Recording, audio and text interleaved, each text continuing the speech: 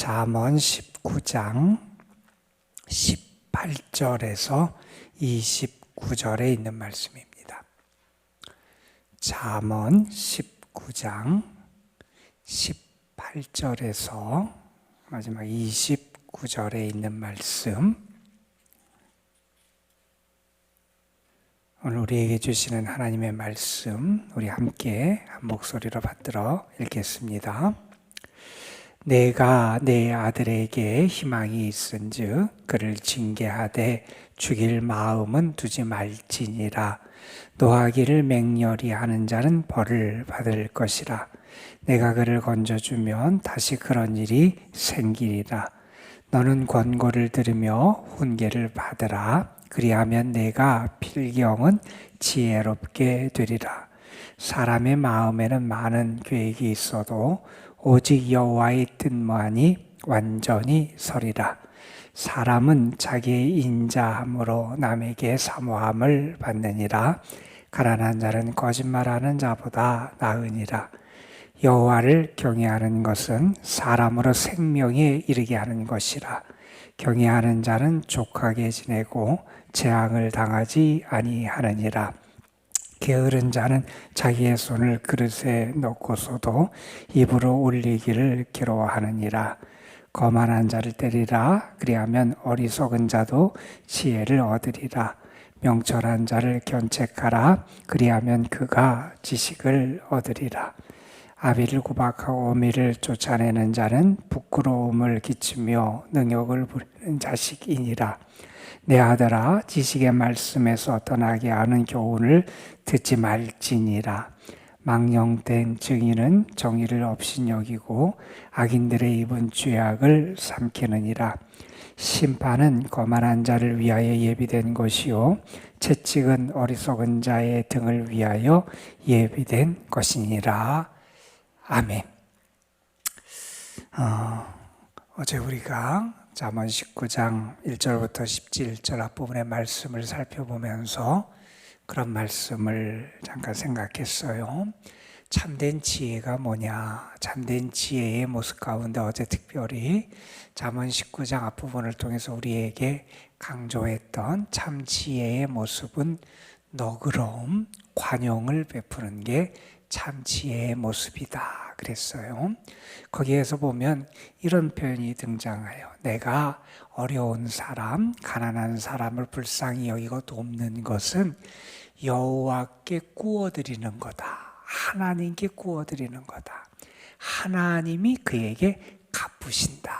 그래서 정말 지혜로운 사람은 이 세상이 얼마나 살아가기 어렵고 또 각박하고 자기 중심으로 살아가도 힘든 세상에 우리가 살아간다 그러지만 눈에 보이고 이러한 것만 따라가는 사람이 아니라 오히려 하나님이 나에게 주신 것을 함께 나누고 사랑하고 용서하고 또한 내가 너그러움을 베풀면서 살아가는 그 삶을 살아가는 자가 진정한 지혜, 참 지혜자다 하는 것을 우리가 함께 읽었어요. 미국에서 있었던 일이에요.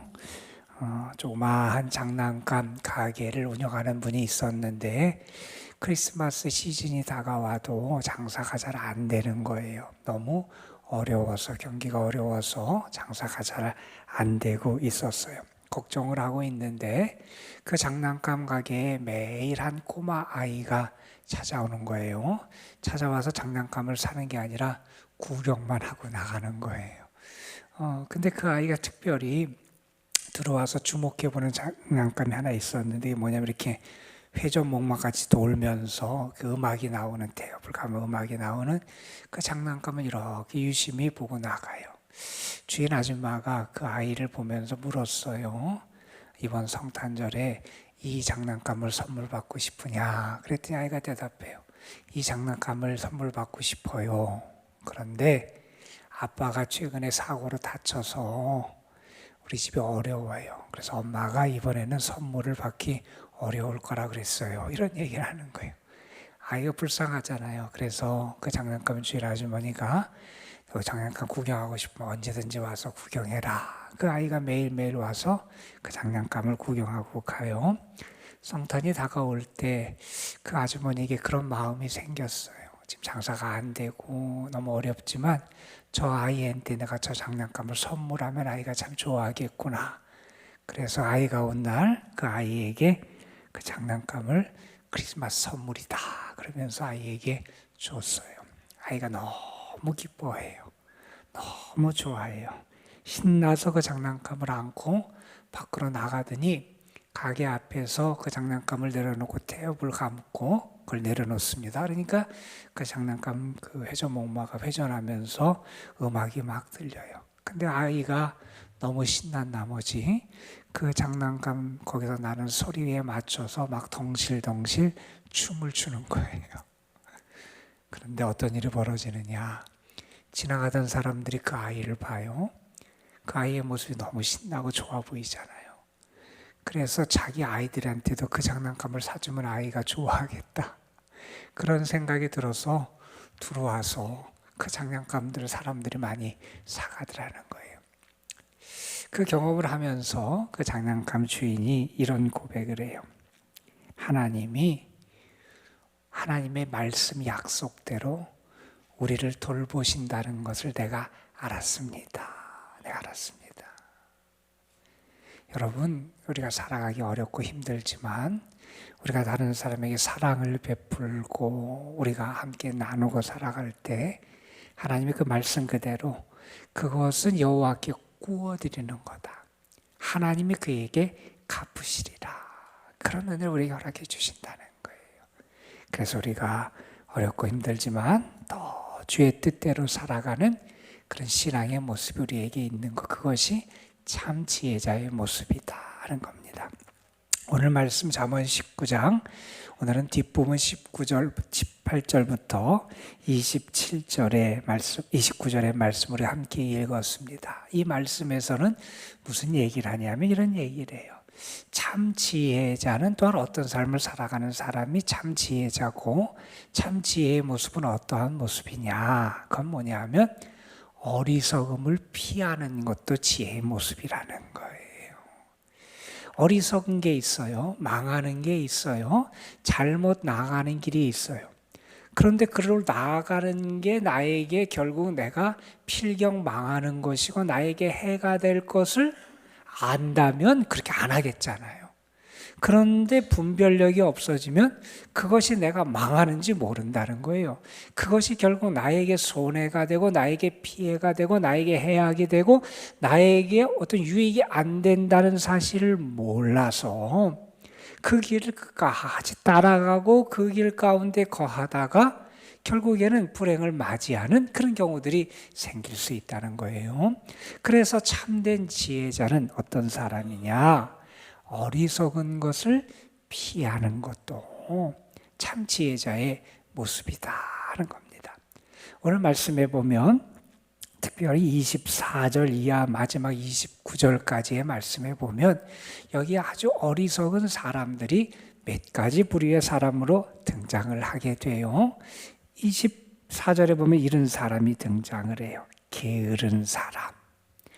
그 사람은 자기 손을 그릇에 넣고서도 입으로 올리기를 괴로워하느니라. 참 재미있는 표현을 쓰는데 손을 먹을 것이 있어서 그릇에 그걸 먹으려고 그릇에 손을 넣는데 너무 게을러서 그걸 자기 입으로 가져오지도 못한다는 거예요. 그러니까 얼마나 게을러요. 여러분 이게 바람직하지 못한 이런 삶의 태도가 있는데 당장은 편하게 보이고 당장은 내가 정말 안락할 것 같고 내가 그래서 나에게 그냥 좋은 게 있을 것처럼 착각할지 모르지만 게으른 것은 결국 우리로 하여금 많은 것을 누리지 못하는 불행으로 우리의 삶을 이끌어 간다는 거예요. 또한 이런 표현도 등장을 해요. 25절에 보면 거만한 사람이 등장. 거만한 사람을 때려라, 그를 징계하라는 거지요. 그리하면 어리석은다도 지혜를 얻게 될 거다. 뭐 거만하다는 게 뭡니까? 내가 나로 살 수 있다는 생각을 하는 거죠. 하나님을 의식하지 않고 살아간다는 거예요. 내가 무언가 이룰 수 있을 것처럼 착각하며 살아가는 거예요. 내 힘으로 내 자신을 세울 수 있다고 생각하고 내가 가진 것이 대단한 것처럼 착각하며 살아가는 사람을 우리는 거만한 사람이라 그래요. 이 거만한 자도 결국 그것이 처음에는 내가 거만하게 그렇게 태도를 보이고 다른 사람이 나를 높여주는 것 같고 대우해주는 것 같고 대접을 받는 것처럼 보여질지 모르나 결국 그 거만한 결과는 내가 징계를 받게 된다는 거예요. 그러니 그것도 지혜로운 모습이 아니라는 거예요. 또한 이런 말씀도 등장합니다. 26절에 보면 아비를 구박하고 어미를 쫓아내는 자는 부끄러움을 끼치며 능욕을 부르는 자식이 된다. 이런 얘기를 해요. 그러니까 내가 부모에게 내가 편하자고 혹은 내 못 때문에 부모님을 어렵게 하고 구박하고 내가 그렇게 불경건하게 불효하면서 부모님에게 대하는 그러한 모습이 나에게 있다면 그것은 지혜로운 삶이 아니라 어리석은 오히려 큰 능욕을 부르는 어리석은 모습이 된다 하는 얘기를 합니다. 그리고 28절에서는 또 이런 얘기를 해요. 망령된 증인은 정의를 업신여기고 그 망령되게 내가 증언을 해요. 내가 어떤 유익을 얻자고 혹은 다른 사람에게 내가 무언가를 갚고 그 사람을 불행하게 만들겠다는 악의를 가지고 내가 잘못된 증언을 해요. 내가 당장에는 그 사람에게 피해를 주고 내 뜻을 이루는 것처럼 보이고 아니면 내가 무언가 유익을 얻을 수 있을 것처럼 보일지 모르겠어요. 그러나 그 결국은 그에게 하나님의 심판이 임하게 돼요. 그리고 또한 이렇게 얘기합니다. 그래서 29절에 보면 심판은 거만한 자를 위하여 예비된 것이요 채찍은 어리석은 자의 등을 위하여 예비된 거라.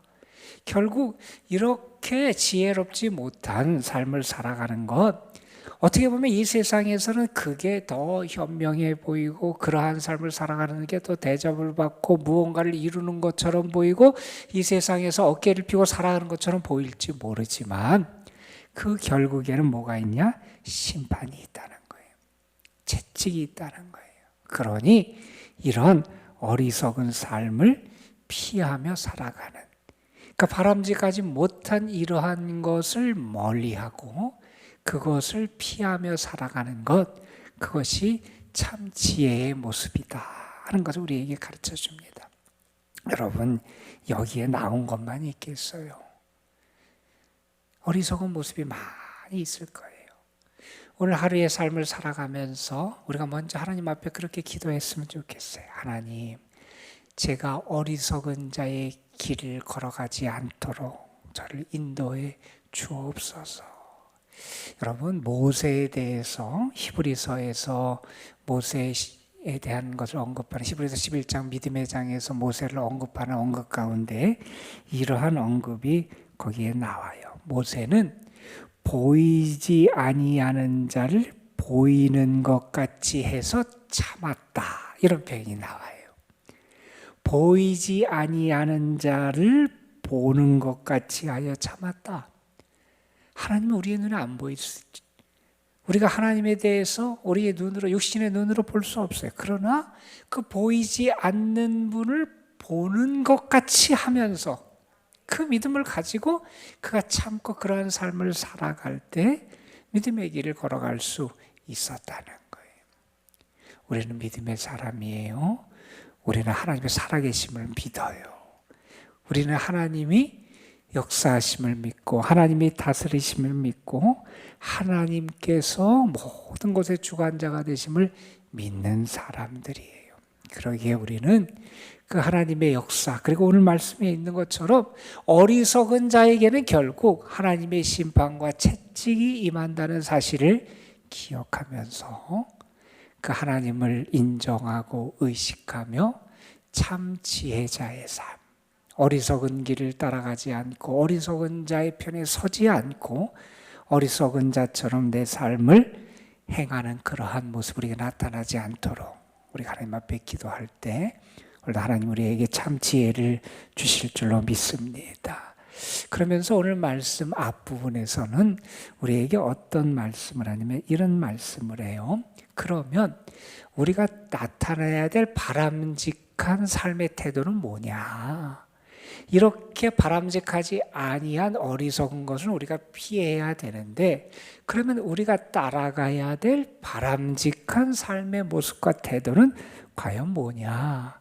먼저 이런 이야기를 합니다. 우리 23절 말씀에 보면 우리 잠언에 아주 중요한 가르침이 있지요. 여호와를 경외하는 것은 사람으로 생명에 이르게 하는 것이라. 경외하는 자는 족하게 지내고 재앙을 당하지 아니하느니라. 그러니까 어떤 것이 우리의 삶에 참 복을 주느냐, 어떤 것이 나에게 참된 유익을 가져오느냐, 여호와 하나님을 경외하며 살아가라는 거예요. 여호와 하나님을 경외하는 삶이 우리에게 생명을 준다는 거예요. 나를 생명에 이르게 한다는 거예요. 그리고 여호와를 경외하는 사람에게 또 어떤 복이 임하느냐, 이렇게 말합니다. 족하게 지낸다는 거예요. 만족함의 은혜가 있다는 거예요. 여러분 시편 34편에 보면 이런 말씀이 있어요. 여호와를 경외하는 자, 저를 경외하는 자에게는 부족함이 없으리로다. 시편 34편에 그런 말씀을 해요. 정말 하나님을 경외하는 자에게 하나님 만족을 주신다는 거예요. 그리고 또 어떤 말씀을 하냐면 여호와를 경외하는 자는 재앙을 당하지 않는다. 다시 말해서 하나님이 안전하게 하신다는 거예요.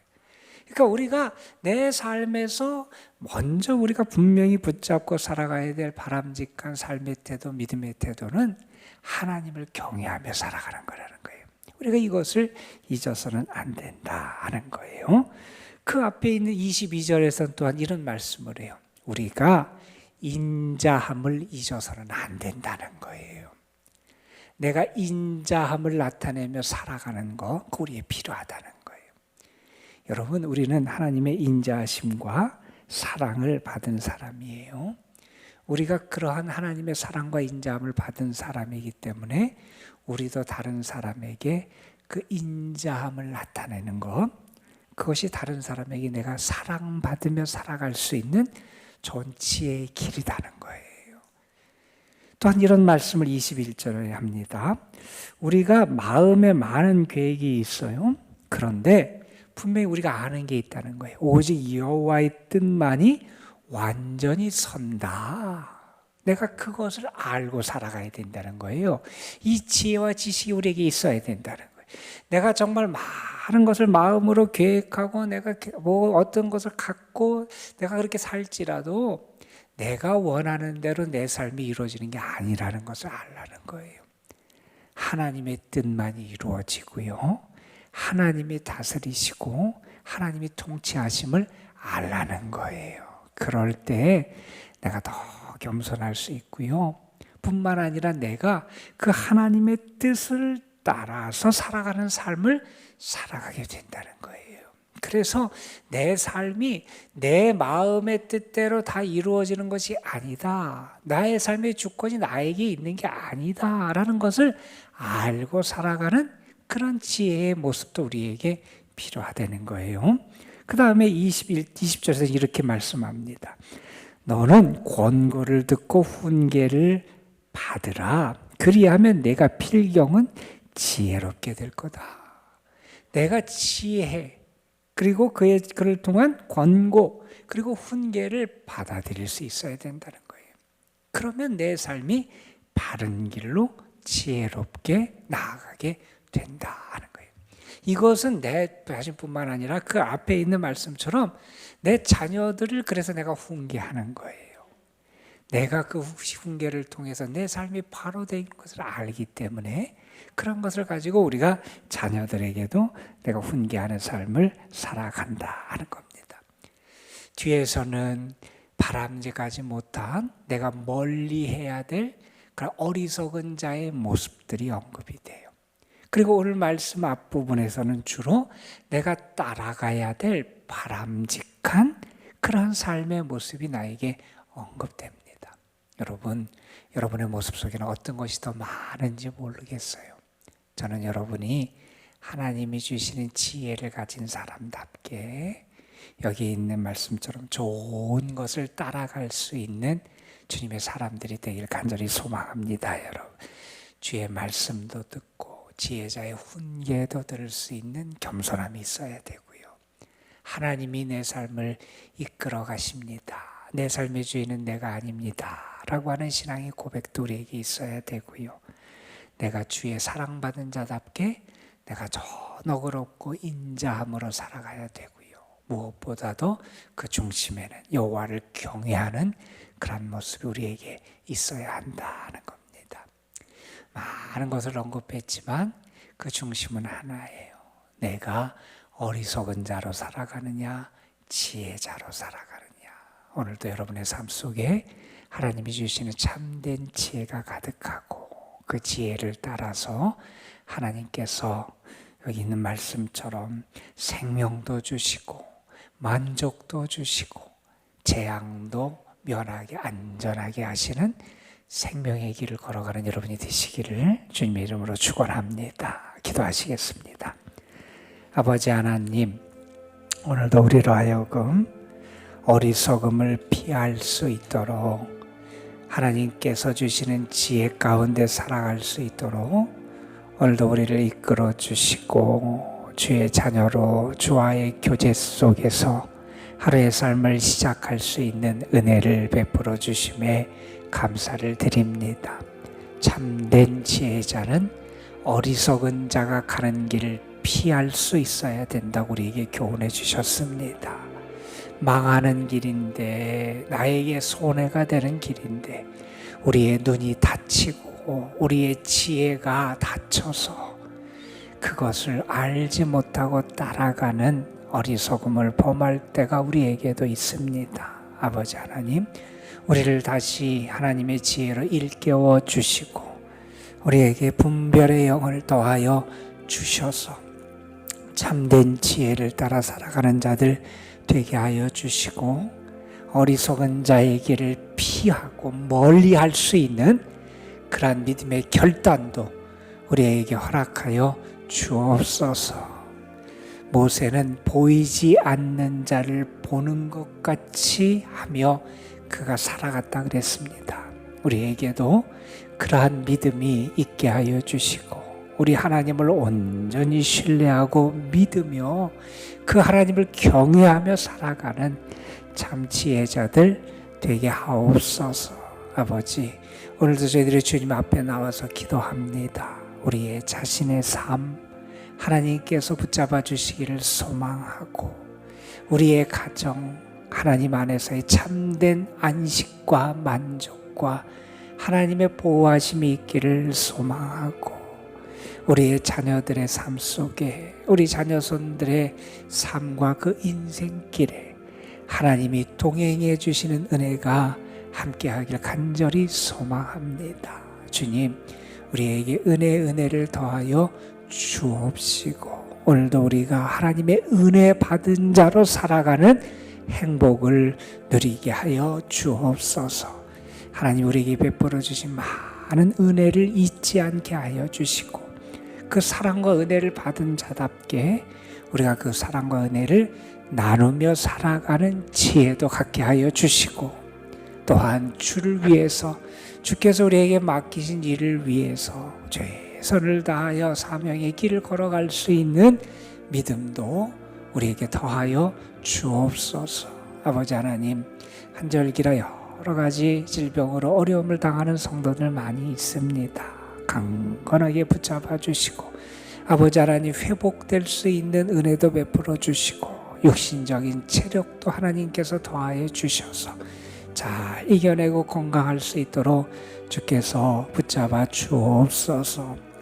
아버지, 어려운 가운데 있는 이들도 있고 또한 치료의 과정 속에 있는 이들도 있습니다. 주께서 그들에게 힘을 더하여 주시고 하나님의 권능으로 저들을 인도하여 주시고 무엇보다도 치료의 능력과 은혜를 더하여 주옵소서. 오늘도 수술이 예정된 주님의 아들이 있습니다.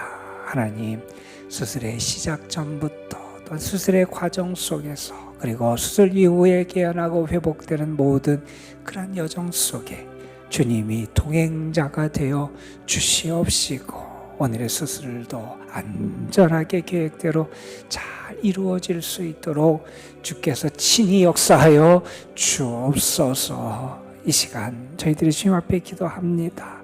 주님이 나를 사랑하심을 믿습니다. 오늘도 우리가 부르짖을 때 우리의 간구에 응답하시고 역사하심을 믿습니다. 우리 곁에서 우리를 도우시고 우리를 사랑하시되 끝까지 사랑하시고 오늘도 우리를 찾아와 도우시는 분이 우리 하나님이심을 믿습니다. 그 하나님의 사랑과 은혜를 받고 하는 저희들에게 오늘도 주님의 살아계심을 나타내 주시옵소서. 성령께서 오늘도 우리의 기도를 도우실 줄 믿사옵고 우리 구주 예수 그리스도의 이름으로 기도드리옵나이다. 아멘.